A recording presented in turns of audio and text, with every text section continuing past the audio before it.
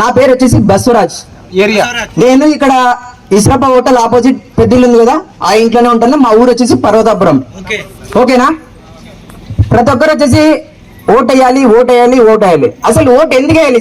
ఇంతకీ కారణం ఏంటి ఓటు వేయడానికి? మీరు ఏం చేశారని ఓటు వేయాలి? అసలు 5 సంవత్సరాల నుంచి ఒక్కరోజు కూడా మీ పరిస్థితి, మీ సమస్య ఏమని తెలుసుకోకుండా జస్ట్ ఎలక్షన్ రోజులో వచ్చి ఒక 2 రోజుల ముందు వచ్చి ఓటు ఏంటంటే ఎలా చేస్తాం మేము? అంటే మేము అంత తిక్కోళ్ళకి కనిపిస్తున్నాం అందరికి. మాకు నాలెడ్జ్ లేదా? మేము కూడా చదువుకున్నాం. మేము ఓటు మీరు ఏం పరిపాలన చేశారని మాకు అడిగే క్వశ్చన్స్ ఉన్నాయి. కానీ మీరు ఎందుకు అడిగే లేకున్నట్లు ఎందుకు మమ్మల్ని బెదిరిస్తున్నారు? మల్లప్ప అనే వ్యక్తి, సారీ క్షమించండి, ఎందుకంటే ఇది కొత్తగా మాట్లాడుతున్నాను నేను. ఇర్సాం అనే వ్యక్తి ఎవరైతే ఎదురుగా క్వశ్చన్స్ అడిగితే వాళ్ళకు భయపెట్టి మీరు ఎందుకు అడుగుతున్నారు, మీకు అడిగే ఛాన్స్ లేదు. ఎందుకు అడిగే ఛాన్స్ లేదు?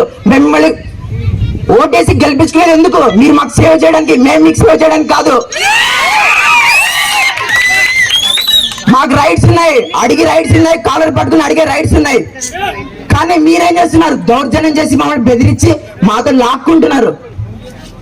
ఒక ఇంటి పట్ట రావాలా, ఒక జగన్ ఫ్రీగా ఇల్లు ఇస్తున్నారు అని చెప్తున్నారు. కానీ అది ఇల్లు ఎవరికి ఇస్తున్నారు తెలుసా? వాళ్ళ పార్టీలో ఉన్న వాళ్ళకి మాత్రమే. అర్థమైందా?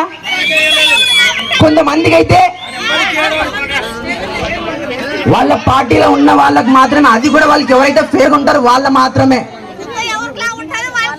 వాళ్ళకి ఫేవర్ ఉన్న వాళ్ళు మాత్రమే. ఎందుకు వాళ్ళ ఫేవర్ ఉండాలి అంటే ప్రజలు ఒకటి కాదా? వాళ్ళకి ఓట్లు వేయలేదా?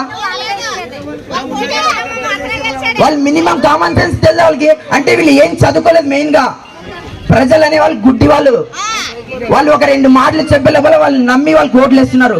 ఇది కాదు, తప్పు ఇది.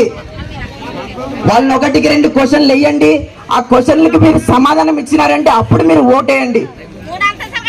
ఎందుకంటే నేను చూస్తున్నాను, మా ఇంటి దగ్గర ఇప్పుడు 5 సంవత్సరాలు అవుతుంది, ఒక రోడ్ వేయడం లేదు. ఆ ఇర్సాం అనే వ్యక్తి వాళ్ళ ఇంటికి వేసుకోవడానికి మాత్రమే రోడ్ వేసుకున్నారు. ఇది ఇంత ఏమి చేసింది?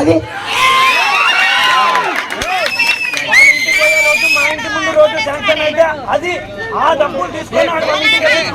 మొత్తం A to Z రోడ్లు, అమరావతికి శాంక్షన్ అయిన రోడ్లు మొత్తం వాళ్ళ ఇంటికి వేపించుకుని అలా తిన్నాడు.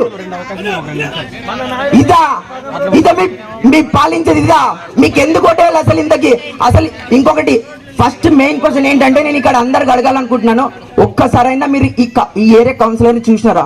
5 years లో ఒక్కరోజైనా వచ్చి మీ సమస్యలను అడిగినాడా? మీరు ఎందుకు వేయాలి మళ్ళీ ఓట్లు? మీకు తెలీదా? మినిమం కామన్ సెన్స్ లేదా? ఒక ఓటు వేస్తే ఒక ఓటు వాల్యూ ఎంత తెలుసా? మీకు తెలుసా? 5 సంవత్సరాలు మన జీవితం వాటి చేతిలో పెడుతున్నాం. 1 సంవత్సరం కాదు, 5 సంవత్సరాలు. వాడు ప్రతి ఒక్క పని చేస్తేనే మాత్రమే మనం ఓట్లు వేయాలి. వాడు చేయకున్నప్పుడు వాడు వచ్చి ఒక 200, 300 ఇస్తే ఓట్లు వేయడం ఏంటి?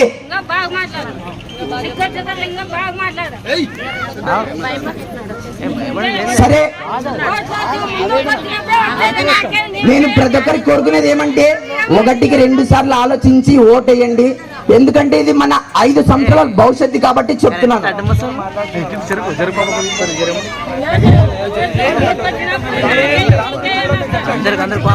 అరే తమ్ముడు, నువ్వు ఇప్పుడే దాకా ఏమేమి మాట్లాడినావు? ఆ పిల్లడు అంతా కరెక్టే మాట్లాడిండు.